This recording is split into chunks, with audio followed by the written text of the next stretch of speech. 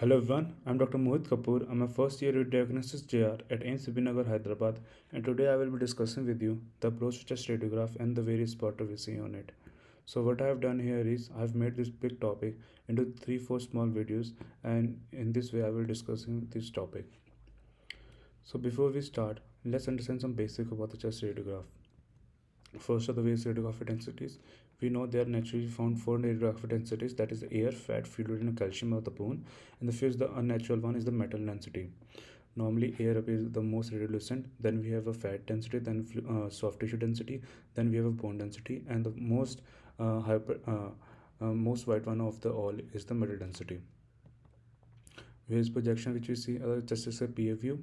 Commonly with the chest X-ray projection which we see is the chest X-ray PA view, which is normally done. And in this we can see the projector is very far away from the film as in the patient, and the parallel X-ray beams are projected, and it goes on posterior to anti-respiratory of the patient. And in this way, chest X-ray PA view is done, and we ask the patient to take a full inspiration and put his hand by his side, so that the lung fields are clear and the scapula is put out of the lung fields. The second one is the chest AP view. This is done for patients which are very ill to stand or are unconscious.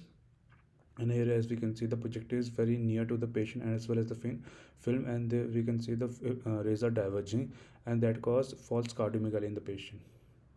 Here we can see we have compared a PA view and a AP view, and in this we can see this is a normal heart, and here is the false cardiomegaly which we see in the same patient when it was done AP view. And we can see here, we can see the lung fields appear longer and narrower, whereas in AP view the lung fields appear wider and shorter. Here is a diagrammatic representation comparing them also.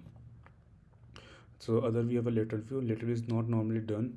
It is done if we see a projection, if this is chest X-ray PVO and we find some opacity here, and we are not sure if the opacity is in the chest wall, or it's in the lung, or it's in the mediastinum, or it's in pleura. We are not sure about that.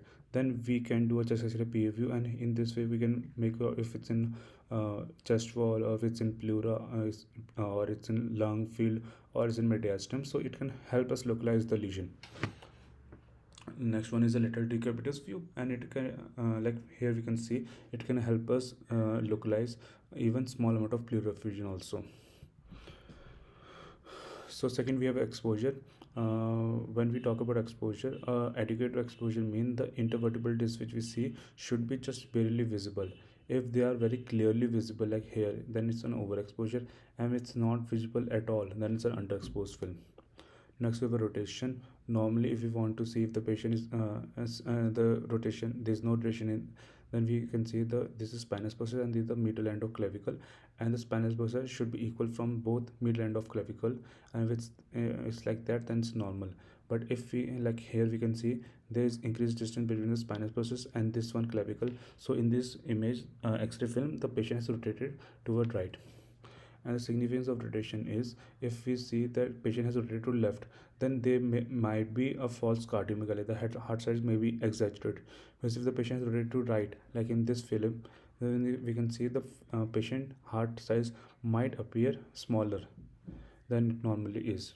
Second, we can say this patient was rotated to left, and here we can see we can say blunting of CP angle. This is an artifact which is caused because of rotation of patient. Next we have breathing. Normally chest X-ray is taken in the PA view, and we have told you that in that we take a full inspiration. And how do we see a full inspiration? We see at least 6 anterior ribs and 10 posterior ribs, then we believe it's a normal inspiration. But there are some X-rays which we prefer expiratory view. We normally don't prefer expiratory view because there's clouding of blood vessel, which gives a false impression of congestion of lung, as well as there may be pulling up of diaphragm, which will widen the cardiac, giving the false image of cardiomegaly also. But yeah, if we want to look for air trapping in the lungs, then we do a expiratory film. Like if we for a pneumothorax or a COPD or a foreign body rejection, we have to see for air trapping, then we prefer expiratory chest X-ray review. And second, if we have to look for diaphragmatic palsy also, then we also do a expiratory review. Like as we have compared in this image, this was a patient which had a poor inspiratory effort or expiratory film, and the second one is a normal, when the patient took a normal inspiration. Here we can see just 1 2 3 three clavicles were seen, whereas in this image it was adequate as 6 anterior ribs was, sorry, here 3 anterior ribs were seen, and here 6 anterior ribs were seen. So we can see that this was a poor inspiratory effort or a expiratory film, and it was an adequate film. As we can also see here, the diaphragm is pulled up as compared to here, and second, where there are crowding of blood vessel, giving a false impression of some consolidation, everything. Here we can see there's nothing here. Second, like if we told you, they can also give a false image of cardiomegaly also, but now when we see, it's normal. So this was what I wanted to discuss in the first part, where I just taught you some basic. In second part, we will start with the chest and X-ray interpretation protocol. Thank you.